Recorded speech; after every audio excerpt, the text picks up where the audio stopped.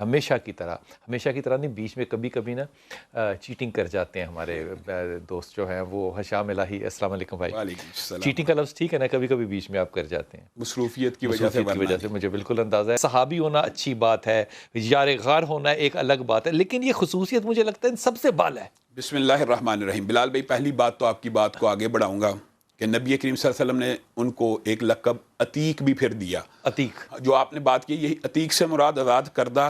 من النار انت عتیق اللہ.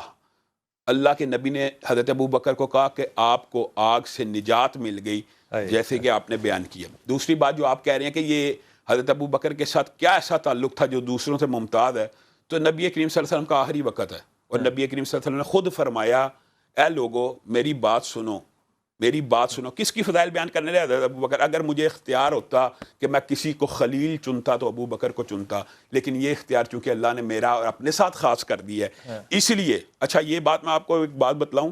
حضرت ابو بکر خود نبی کریم صلی اللہ علیہ وسلم کے پاس شکایت لے کے آئے کہ عمر کے ساتھ میرا معاملہ ہو گیا ہے، تو آپ کی مہربانی عمر کو کہیے گا مجھے معاف کر دے. حضرت ابو بکر یہ کہہ رہے ہیں عمر کو کہیے گا کہ ابو بکر کو معاف کر دے. تو نبی کریم صلی اللہ علیہ وسلم کی پیشانی پہ سلوٹیں آ گئی، اور آپ نے 3 مرتبہ کہا اللہ نے تجھے معاف کیا، اللہ تجھے معاف کرے. ابو بکر مفہوم یہ تھا تجھے تو اللہ نے معاف کر دیا. اور پھر کیا کہا کہ جس وقت تم میری تکذیب کیا کرتے تھے یہ بندہ میری تصدیق کیا کرتا تھا، جس وقت تم میرے سے مال روکا کرتے تھے یہ بندہ میرے پر مال خرچ کیا کرتا تھا. کیا تم میری وجہ سے اس کو تنگ کرنا چھوڑ نہیں سکتے؟ یعنی یہ واسطہ ہی اپنا دیا. اور کیا کس کو رہے ہیں؟ حضرت عمر کو. کیا بات ہے. تو حضرت عمر تو پہلے ہی شرمندہ تھے. اور دوسری بات، میں ایک بات صرف حضرت ابو بکر کے فضائل و مناقب کے حوالے سے کہنا چاہتا ہوں. ایک دن امی عائشہ کے ذہن میں خیال آیا، آسمان کے مفہوماً بیان کرتا ہوں، ستارے دیکھ رہی تھی. دیکھتے دیکھتے کہا اے اللہ کے رسول، ارب ستارے گنتی میں نہیں آتے، کیا دنیا میں کوئی بندہ ایسا ہے جس کی نیکیاں اتنی ہوں گی؟ تو نبی کریم صلی اللہ علیہ وسلم صاحب وہی ہیں، اللہ کے الہام والے ہیں. کہا ہاں عمر ایسا ہے. حضرت عائشہ کے دل کو چوٹ پہنچ گئی کہ پھر میرا باپ کیا ہوا. تھا کہ میرے والد کا پھر میرا باپ کیا ہوا. تو منہ سے شکوہ نکل گیا.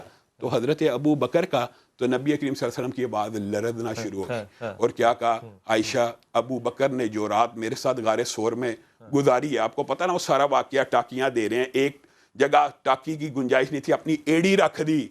اور وہ ایک شب جو ہے وہ ان سارے اعمال پہ بھاری ہے. وہ ایک شب کی نیکیاں ان ستاروں سے باقی. حضور اقدس وہ جو ایک جملہ رہ گیا وہ حضرت ابو بکر صدیق کے بارے میں کہ آپ کی جو قیادت ہے اس کے اوپر غور فرمائیے. مجھے قیادت اس لیے یاد آ رہی کہ حضرت زید کو جب انہوں نے بھیجنا تھا تو گھوڑے کو چل کے ساتھ چل رہے تھے. اور کیا کہا انہوں نے؟ کہا کہ آپ چھوڑ دیں میری سواری کو. انہوں نے کہا نہیں، اس کی جو گرد میرے پہ پڑے گی اس کے اجر میں اللہ مجھے جنت دے گا. اور بلال بھائی انہوں نے یہ بات کہی، اس سارے لوگوں نے آپ کے پاس آ کے سفارش کی، ابھی نبی کریم صلی اللہ علیہ وسلم کی وفات ہوئی ہے، آپ ابھی لشکر نہ روانہ. حضرت عمر میں اس میں پیش تھے. تو حضرت ابو بکر نے ان کو پھر ڈانٹا.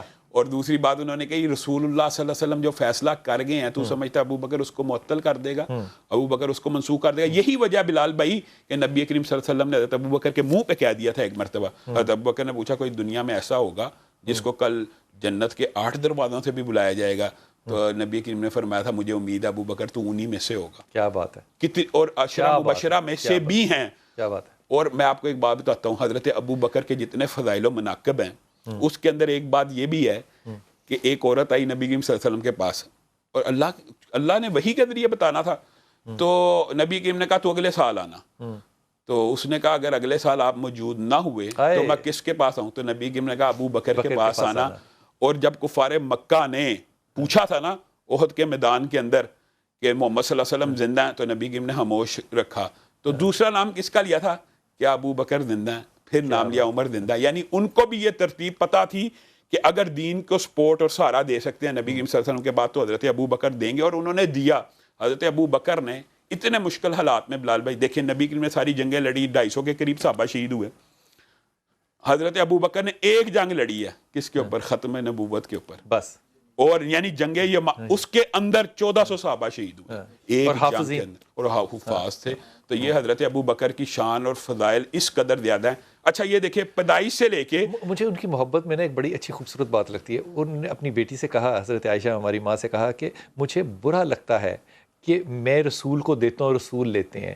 اللہ سے دعا کرو کہ اللہ میرا مال نبی کا کرتے. بے شک بے شک کیا خوبصورت یہ ایک بات بتائیں، اس طرح کی دوستی کیسے ہو سکتی ہے؟ کس طرح کی دوستی ہے کہ ابتدا سے لے کے انتہا تک، اور انتہا کے بعد بھی دیکھیں کہ قبر کا بھی اللہ نے ساتھی بنا دیا. کیا بات ہے، کیا بات ہے. حضرت ابوبکر صدیق کہتے ہیں کہ اگر کسی نے زکوٰۃ نہ دی، ٹیکس نہ دیا گورنمنٹ کو، اور وہ ٹیکس کتنا ہے؟ ایک اونٹ کی نکیل کے اس کے اندر جو دھاگا پڑا ہوا ہے، جو رسی پڑی ہے، وہ بھی کسی نے، میں وہ بھی لڑ کے لوں گا اس سے اگر اس نے نہ دیا.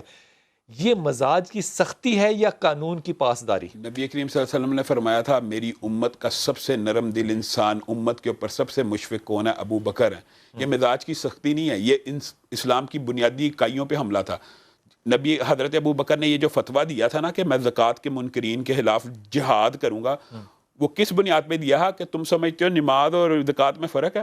جس طرح نماز بنیادی رکن ہے، جہاد بھی بنیادی رکن ہے. اور یہ تب رکن نہیں تھا، یہ آج بھی رکن ہے. یہ آج بھی رکن ہے، اس کی ادائیگی نہیں ہوتی. میں صرف ایک آیت پڑھ کے اپنی بات کو ختم کروں گا. بلال بھائی، کچھ صحابی ایسے ہیں جن کو آپ کہتے ہیں، میں کہتا ہوں، نبی کریم کہتے ہیں، حضرت ابو بکر وہ واحد ہیں جن کو اللہ نے کہا ہے ثانی اثنین اذ ہما فی الغار اذ یقول لصاحبہ. یہ صحابیت کا شرف اللہ رب العزت نے حضرت ابو بکر کو بخشا. باقیوں کو تو میں آپ